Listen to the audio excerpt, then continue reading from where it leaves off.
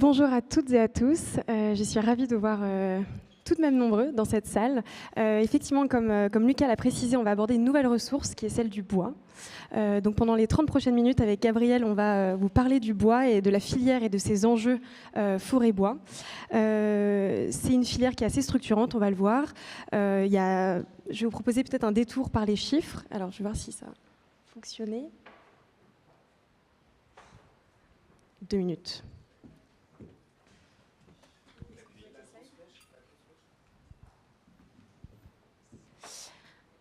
Voilà, voici nos quelques chiffres. Donc la filière, elle est très structurante en France, on va le voir. Il y a 50%, c'est un premier chiffre, 50% c'est la croissance du volume du bois depuis les 30 dernières années. Et de cette croissance de bois, on prélève près de 2% pour la filière forêt-bois. Et dans ces 2%-là, on a un enjeu lié au changement climatique qui est que près de 8% de ces 2% prélevés sont issus de bois dits morts à cause des événements climatiques. Donc on le voit, il y a une pression, il y a une tension entre à la fois une forêt qui est en croissance, mais des événements climatiques qui viennent fragiliser cette ressource en bois.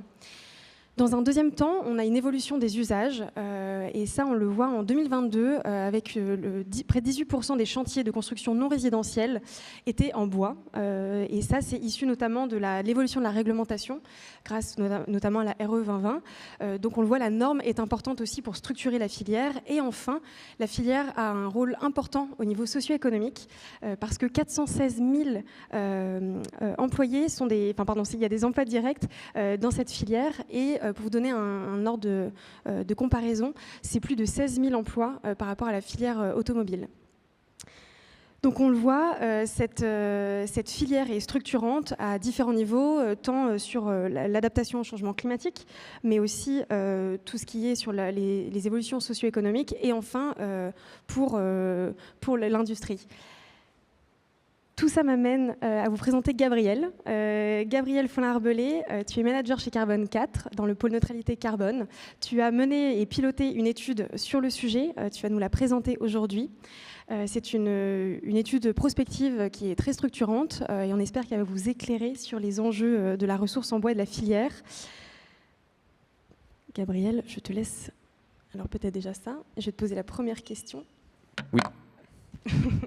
Donc peut-être déjà, est-ce que tu peux nous raconter comment est venue cette étude, quel a été le cheminement, et puis ensuite on rentrera plus en détail sur le sujet. Oui, merci Valentine pour cette introduction, merci à Léonard pour l'accueil et merci à vous d'être présent ce matin, je suis ravi d'être avec vous. Effectivement, chez Carbone 4, on a accompagné la filière bois, notamment France Bois Forêt, Codifab et Copacel pendant un peu plus d'1 an. Durant l'année 2023 pour construire ce travail prospectif d'évolution de la filière et de bouclage autour de l'offre et la demande en bois d'ici à 2050. Effectivement, les deux grandes lames de fond auxquelles est confrontée la filière aujourd'hui, c'est une évolution de la ressource bois liée à l'évolution de la forêt qui est très impactée par le changement climatique. Et donc la disponibilité, la qualité du bois qui va pouvoir être prélevé dans les prochaines décennies va fortement impacter la manière dont la filière est structurée aujourd'hui et répond à différents usages. L'autre grande lame de fond, c'est l'évolution de ces usages, tu en as parlé, avec la décarbonation de la société, où le bois peut avoir un rôle déterminant pour contribuer à décarboner certains usages, pour la construction, pour l'énergie ou pour encore d'autres usages. Et ces deux grandes lames de fond sur l'offre et sur la demande sont vraiment de nature à transformer la filière. Et c'était ça la première demande de la filière, c'est comment est-ce qu'on peut être attendu sur notre évolution pour pouvoir répondre à la demande tout en ayant un rôle sociétal important qui est attendu des pouvoirs publics de contribution à la neutralité carbone. Et donc ce travail, il avait aussi comme rôle de pouvoir structurer le discours de la filière dans ses échanges avec les pouvoirs publics et notamment la contribution de la filière à la neutralité carbone à travers les dimensions de puits de carbone forestier ou de puits de carbone dans les produits bois. Donc c'est ça ce qui est venu chercher la filière quand elle est venue toquer à notre porte fin 2022. Et donc ce sont les 4 éléments qu'on voit à l'écran, c'est ça ? Voilà, tout à fait. Alors, la manière dont on a structuré notre travail pendant 1 an, ça a été d'abord de commencer par bien comprendre comment les flux de la filière sont articulés aujourd'hui, parce que c'est une filière qui est assez complexe et qui vient répondre à des usages en cascade avec la construction, bien évidemment, mais aussi des usages industriels avec la production de panneaux, la production de papier-carton et un certain nombre d'usages énergétiques. Et la bonne compréhension de l'ensemble de ces flux était nécessaire pour ensuite comprendre comment celle-ci pouvait être déformée par des modifications de l'offre liées au changement climatique et des modifications de la demande. Donc c'est le premier gros travail qu'on a fait. Et ensuite, on a fait un travail de scénarisation, de prospective, à la fois sur l'offre, donc comment le prélèvement est amené à évoluer en fonction du changement climatique et en fonction de stratégies de récolte. Ce travail, on l'a réalisé en très grande partie grâce à un travail de l'IGN qui est chargé de l'inventaire forestier national et de la prospective forestière. Donc c'est eux qui nous ont fourni des éléments pour construire ces scénarios d'évolution de la récolte en France. Des scénarios de demande que nous avons construits avec les organisations professionnelles de la filière sur tous les marchés qui sont les principaux aujourd'hui, donc la construction, les emballages et les palettes en bois, l'ameublement, le bois énergie, le papier carton. Et ensuite, le dernier grand bloc de ce travail, c'était comment est-ce qu'on peut mettre en regard ces évolutions de l'offre et ces évolutions de la demande et quels sont les enjeux de l'articulation entre l'offre et la demande pour assurer un bouclage bois-biomasse au cours du temps jusqu'à 2050. Très bien, merci. Avant de rentrer dans les résultats plus précis de cette étude et des différents scénarios, est-ce que tu peux juste nous indiquer qu'est-ce que ça veut dire concrètement, bois d'œuvre, bois d'industrie, bois d'énergie? À quoi servent-ils exactement? Une bonne question. Effectivement, donc les marchés principaux du bois sont représentés ici. On a la construction-rénovation qui va surtout faire appel à du bois d'œuvre pour du bois d'ossature bois, pour du parquet, pour du contreplaqué. Les emballages bois, donc les palettes essentiellement, vont aussi faire appel à du bois d'œuvre, donc sous forme de sciage. L'ameublement va aussi faire appel à du bois d'œuvre sous forme de sciage. Ensuite, le bois d'industrie, c'est essentiellement les panneaux qui vont pouvoir aussi être utilisés dans la construction ou dans l'ameublement, et le papier carton. Et le bois énergie, ça va être tous les usages énergétiques, donc sous forme de bûches, sous forme de granulés, sous forme biocarburant aussi éventuellement. D'accord. Peut-être sur la prochaine slide. Merci. On va voir différents scénarios. Donc l'étude en a proposé plusieurs, notamment à 2019, 2030 et 2050. Ici, on vous a mis ceux entre 2019 et 2050. Qu'est-ce que vous retenez de ces évolutions? Comment est-ce que vous expliquez ces deux schémas? Et puis vers quoi est-ce qu'il faudrait tendre idéalement? Alors, oui, merci. Je vois qu'il y a un affichage un petit peu particulier des graphiques, donc je vais essayer de quand même les expliquer. Essayez d'imaginer ces graphiques sans les barres en bleu qui apparaissent au milieu. Normalement, c'est juste un graphique en cascade avec tout sauf les 3 dessous de barres en bleu qui apparaissent ici et qui devraient pas apparaître. Mais en gros, la manière dont les usages sont répondus par la filière aujourd'hui, c'est à partir de différents gisements de bois qui sont ensuite transformés et transformés sous forme de produits finis. On a d'une part la récolte, donc c'est ce qui va être prélevé en forêt, qui représente en 2019 de l'ordre de 50 millions de mètres cubes, et quelques millions de mètres cubes qui sont aussi prélevés hors forêt. Ensuite, on a un ensemble de flux qui proviennent des imports-exports aux différents niveaux de la filière, sous forme de grumes, sous forme de produits semi-transformés ou sous forme de produits transformés. Aujourd'hui, la filière bois française importe l'équivalent net de 5 millions de mètres cubes additionnels de bois rond sur écorce en 2019. Et enfin, on a un dernier gisement qui est le bois en fin de vie, qui est récupéré et recyclé pour de nouveaux usages, donc essentiellement sous forme de papier carton ou de bois énergie. Et ça représente l'équivalent de 16 ou 17 millions de mètres cubes additionnels. Et donc c'est ces 3 origines de ressources qui vont permettre de répondre à l'ensemble des usages aujourd'hui pour une consommation qui est estimée à 78 millions de mètres cubes équivalent bois rond sur écorce en France. Donc ce que vous voyez sur la dernière barre du premier graphique, du graphique à gauche, c'est la manière dont ces usages sont articulés. Donc il y en a une petite part sous forme de bois d'œuvre, de l'ordre de 10 millions de mètres cubes dans les produits finis. Donc la part, elle est plus grande à la récolte, mais ensuite il y a des rendements de transformation qui font qu'il reste 10 millions de mètres cubes pour du bois d'œuvre. Ensuite, on a le bois industrie, puis le bois énergie qui récupère, on va dire, tous les résidus de la récolte et des différents niveaux de transformation et qui représente finalement l'usage majoritaire du bois aujourd'hui en France. On est amené à penser qu'il va y avoir une évolution de cette récolte, de cette filière et des usages au cours du temps. Dans le scénario prospectif qu'on a construit, on a évalué une consommation de bois en France en 2050 qui serait plutôt autour de 92 millions de mètres cubes équivalent bois-rond sur écorce pour les différents marchés, donc environ 15 millions de mètres cubes de plus qu'aujourd'hui.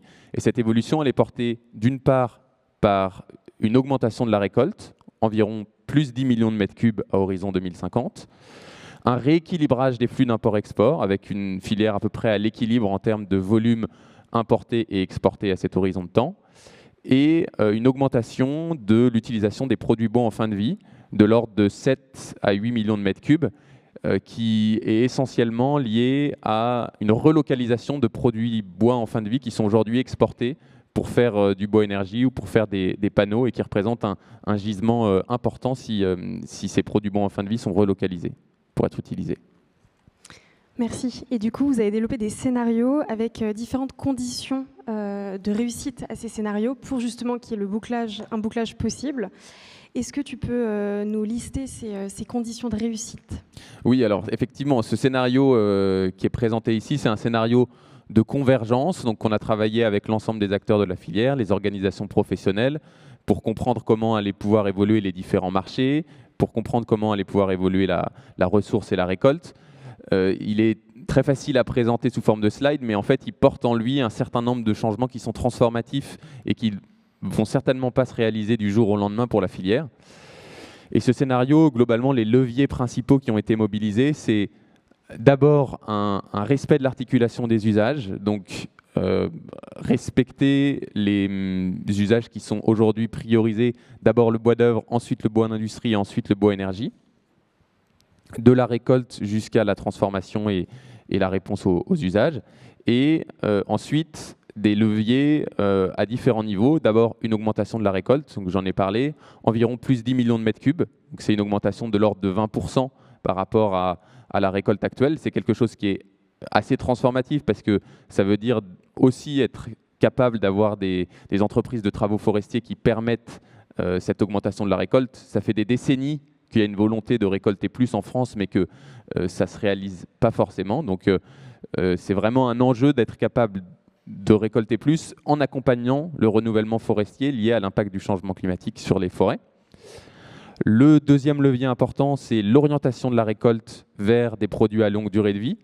C'est d'autant plus complexe qu'on est dans un contexte de changement climatique où la qualité de la récolte peut être impactée, la structure du bois peut être impactée. Donc on a eu récemment la crise des scolites sur les épicéas, qui est un bois extrêmement utilisé dans la construction, mais où la filière a su répondre de manière proactive pour garantir une qualité de bois suffisante et un usage sous forme de bois d'œuvre comme ça aurait été prévu sans impact du changement climatique. Donc c'est un vrai enjeu de la filière d'être capable de continuer à traiter le bois d'œuvre prévu sous forme de bois d'œuvre en développant des capacités de stockage, en développant de nouveaux produits bois.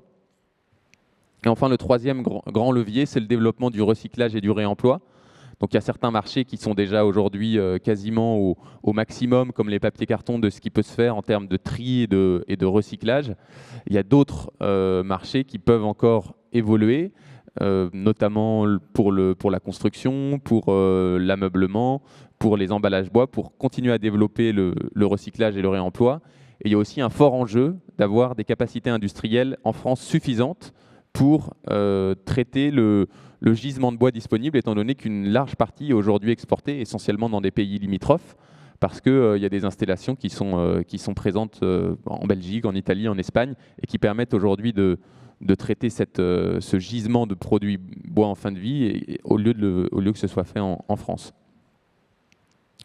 Et donc, peut-être dernier mot sur que j'ai déjà introduit, mais il y a vraiment cet enjeu transverse d'articulation, de priorisation des usages, avec cette hiérarchie matière, usage longue durée de vie, bois d'œuvre, bois industrie, bois énergie, qui demande de l'investissement industriel, qui demande de l'innovation, qui demande de la réglementation, et notamment être capable de prioriser fortement les usages du bois énergie, pour favoriser l'autoconsommation de la filière, pour limiter les usages du biocarburant qui pourraient faire, on va dire, exploser la filière et l'articulation qui est aujourd'hui présente, parce qu'on voit bien que même s'il y a des marges de manœuvre pour augmenter un petit peu la quantité de produits bois disponibles au niveau national, donc passer d'une consommation de 78 à 92 millions de mètres cubes, il n'y a pas de quoi doubler du tout la consommation de bois à horizon 2050. Il y a quelques marges de manœuvre, mais pas pour répondre à tous les usages de manière disproportionnée. Merci. On le voit, du coup, il y a beaucoup de choses qui vont devoir évoluer, notamment en termes organisationnels. Pour toi, quelles sont les transformations à opérer à ce niveau-là ? Non, c'est la dernière. Ouais, ok. Pour la construction, il y a plusieurs enjeux. Il y a d'abord être capable d'avoir une ressource qui soit adaptée à des usages constructifs et donc qui ait des qualités structurelles suffisantes. Et ça passe par une gestion forestière qui le permette. Aujourd'hui, il y a une grande partie de la forêt française qui est privée et qui est peu gérée. Et il y a un enjeu de mise en gestion d'une partie de cette forêt privée peu gérée pour répondre à des usages de bois d'œuvre et des usages constructifs. Ça, c'est quelque chose qui est identifié depuis longtemps dans la filière et c'est facile à dire, mais c'est très difficile à réaliser parce que les propriétaires de forêts françaises en France sont très nombreux, ils ont des attentes qui sont différentes, ils ont des enjeux qui sont différents. Il y a près d'1 million de propriétaires forestiers en France aujourd'hui et donc ils ont tous des parcelles qui sont différentes et c'est très compliqué d'arriver à mettre en gestion une partie de cette forêt privée.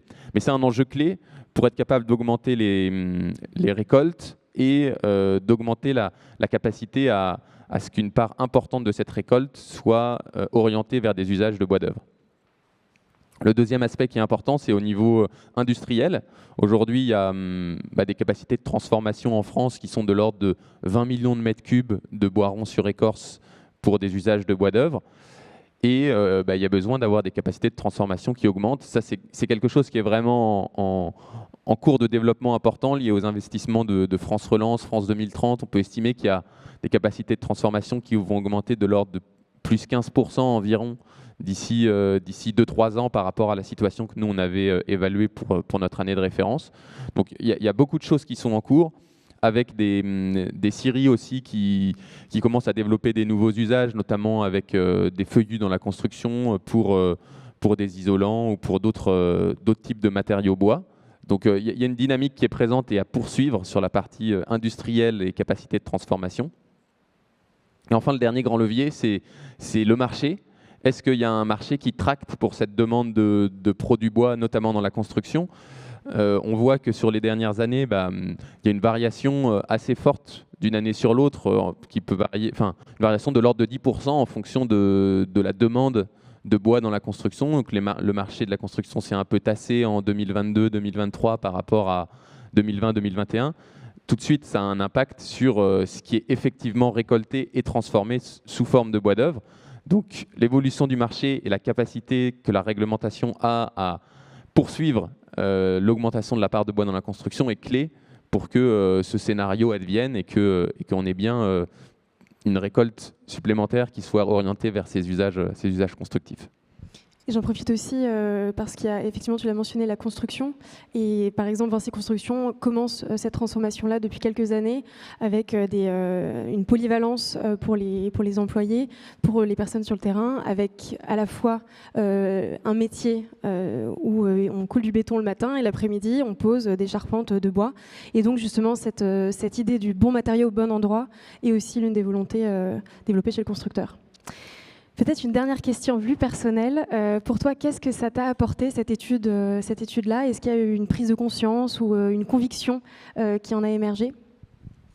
Alors, merci pour cette question. Je pense que ce qui était vraiment intéressant pour nous, pour cette étude, c'est que c'était d'une certaine manière la première fois que les organisations professionnelles de la filière se mettaient autour de la table pour discuter sérieusement de la ressource disponible et des usages à en faire pour les prochaines décennies. Parce que évidemment, les organisations professionnelles du papier carton ou de la construction ou de l'énergie sont aussi des organisations concurrentes pour cette ressource.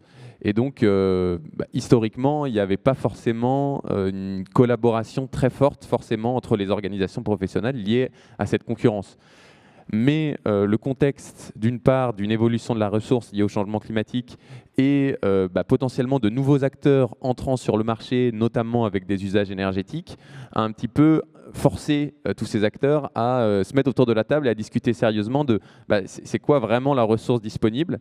Est-ce qu'on peut répondre à toutes les attentes de la société ou non? Est-ce qu'on peut avoir à la fois un puits de carbone qui augmente dans les forêts et dans les produits bois, répondre à tous les usages attendus pour décarboner la société? C'est quoi les limites?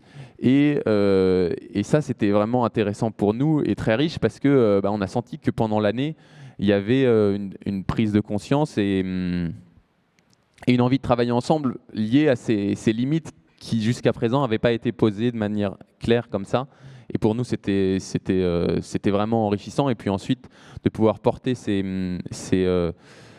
conclusions ou ces éléments auprès des pouvoirs publics, ce qui était une des demandes de la filière, c'était vraiment important pour nous. Et on a eu un très bon écho, une très bonne réception de ce travail quand on l'a présenté auprès du ministère de l'Agriculture, du Sénat ou d'autres acteurs publics.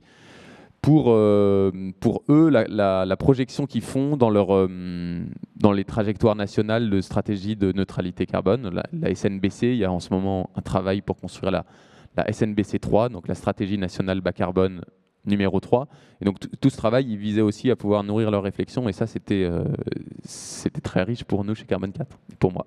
Donc tu es plutôt optimiste. Je suis plutôt optimiste, tout en restant lucide. L'impact du changement climatique sur les forêts est vraiment énorme. Tu l'as dit en introduction, là c'était pas l'objet de développer principalement, mais il y avait des messages très forts qui étaient portés par cette étude sur le fait qu'il y a un dépérissement accéléré des forêts qui n'était pas du tout imaginé même il y a encore 10 ans. Donc c'est venu vraiment pointer ce sujet sur la table.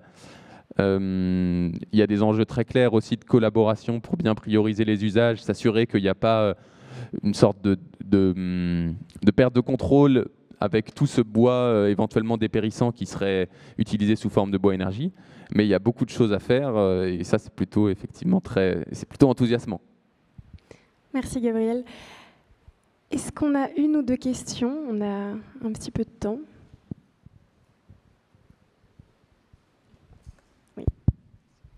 Oui, bonjour, Jean-Pierre Petit, ministère de l'Agriculture. C'est juste un point d'attention et de remarque par rapport aux importations. On a une réglementation de non-déforestation importée en France.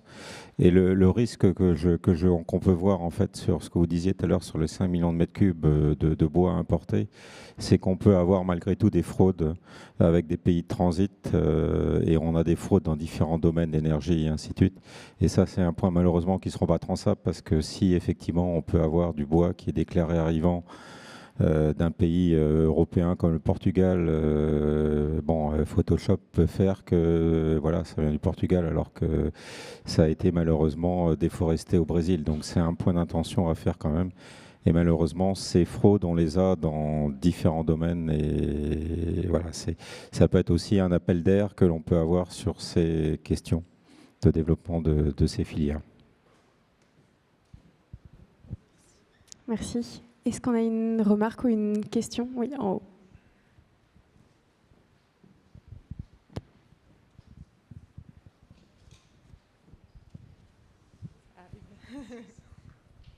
Oui, bonjour. J'avais une question sur le bois de construction. Quand vous dites que le marché doit porter aussi l'exploitation forestière et l'industrie, comment vous réconciliez vos constats sur ces 2 dernières années avec une baisse en valeur absolue peut-être de la consommation bois de construction versus votre projection à long terme où elle prend plus de place? Est-ce que notamment en termes de tassement, est-ce qu'il est inférieur au tassement en général de la construction et cette dynamique du bois de construction, comment elle rebondit dans le temps? Ça nous intéresse parce qu'on regarde le court terme et le long terme selon vos intuitions suite à vos analyses.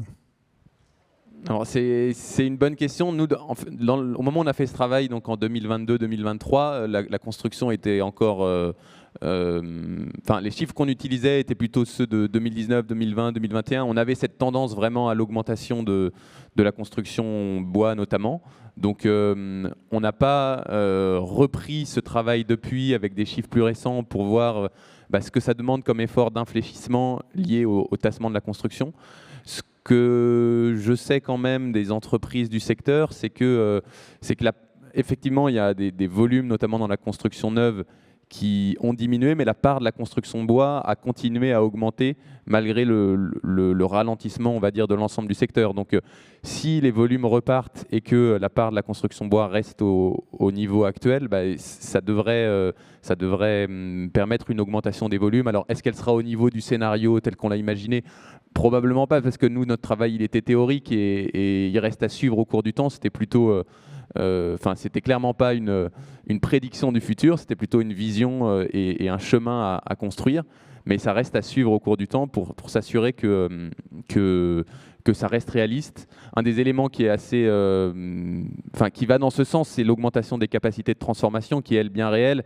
Il y a des demandes de subventions qui sont très fortes toujours pour augmenter les capacités de transformation, pour faire des nouveaux produits à base de feuillus, ce qui était un élément important dans notre scénario. Donc ça, c'est des choses qui existent.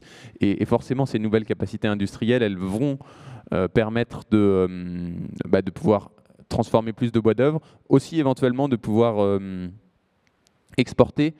C'est des choses qui ont été observées, je pense, dans les 2 dernières années, des industriels du bois qui ont commencé à répondre à des marchés européens où la construction bois française était peu présente jusqu'à présent, liée à justement ce ralentissement en France et cette capacité industrielle à pouvoir transformer du bois d'œuvre. Merci beaucoup.